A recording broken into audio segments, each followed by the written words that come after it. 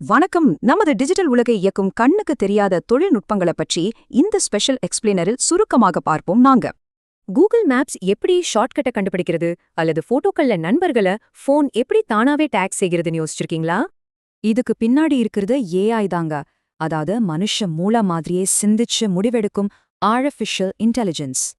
இதோட ஒரு முக்கிய பகுதி தான் மெஷின் லேர்னிங். நாம ப்ரோக்ராம் பண்ணாமலேயே டேட்டாவை வச்சு கம்ப்யூட்டரே தானாகவே கத்துக்குது. அடுத்து NLP. நீங்க டைப் பண்ணும்போதே அடுத்த வார்த்தையை கணிப்பதும் உங்க வாய்ஸ் கமாண்ட ஃபோன் புரிஞ்சுக்கிறதும் இதனால தான்.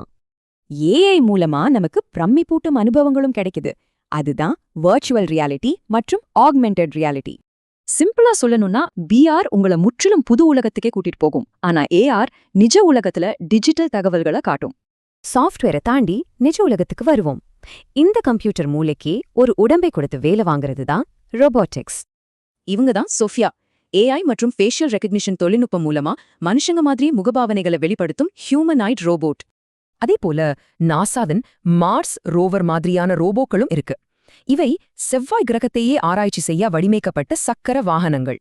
அடுத்து ட்ரோன்கள். பார்சல் கொடுக்கறதுல பேரிடர் மீட்பு வரைக்கும் சென்சார் மூலமா பறக்கும் ஆளில்லா விமானங்கள் தான் இவை. சரி, இவ்வளவு அதிநவீன தொழில்நுட்பங்களை இயக்க நிஜமாவே எவ்வளவு டிஜிட்டல் டேட்டா தேவைப்படும்னு நினைக்கிறீங்க? வாங்க பார்க்கலாம்.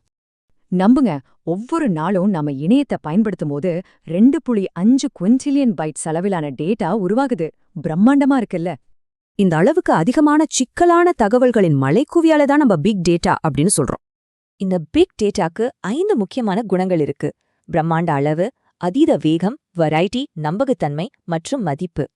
இந்த டேட்டாவிலிருந்து பிசினஸுக்கு தேவையான விஷயங்களை மட்டும் தனியா பிரிச்செடுக்க பெரிய நிறுவனங்கள் டேட்டா அனலிட்டிக்ஸ் பயன்படுத்துறாங்க.